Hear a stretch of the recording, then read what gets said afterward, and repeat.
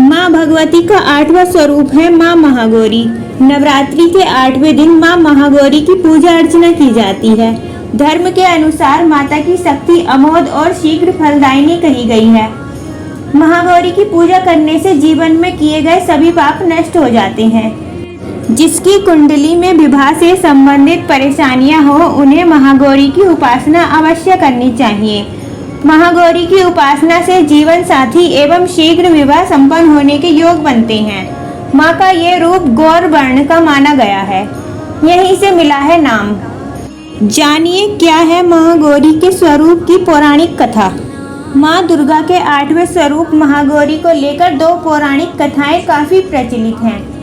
पहली पौराणिक कथा के अनुसार पर्वतराज हिमालय के घर जन्म लेने के बाद माँ पार्वती ने भगवान शिव को पति रूप में प्राप्त करने के लिए कठोर तपस्या की थी। तपस्या करते समय माता हजारों वर्षों तक निराहार रही थीं, जिसके कारण माता का शरीर काला पड़ गया था। वहीं माता की कठोर तपस्या से प्रसन्न होकर भगवान शिव ने माँ पार्वती को पत्नी रूप में स्वीकार किया और माता के शरीर को गंगा के पवित्र जल से धोकर अत्यंत कांतिमय बना दिया। वहीं दूसरी पौराणिक कथा के अनुसार कालरात्रि के रूप में सभी राक्षसों का वध करने के बाद भोलेनाथ ने देवी पार्वती को काली कहकर चिढ़ाया था। माता ने उत्तेजित होकर अपनी त्वचा को पाने के लिए कई दिनों तक कड़ी तपस्या की और ब्रह्मा जी को अर्घ्य दिया।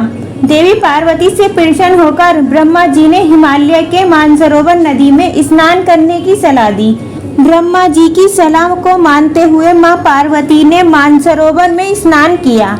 इस नदी में स्नान करने के बाद माता का स्वरूप गौरवर्ण हो गया, इसीलिए माता के इस स्वरूप को महागौरी कहा गया है। ये अमोघ फलदायिनी हैं और इनकी पूजा से भक्तों के तमाम कलमश धुल जाते हैं, पूर्व संचित पाप भी नष्ट हो जाते हैं। महागौरी का पूजन अर्चन उपासना आराधना कल्याणकारी है। इनकी कृपा से अलौकिक सिद्धियां भी प्राप्त होती हैं। जय माता दी।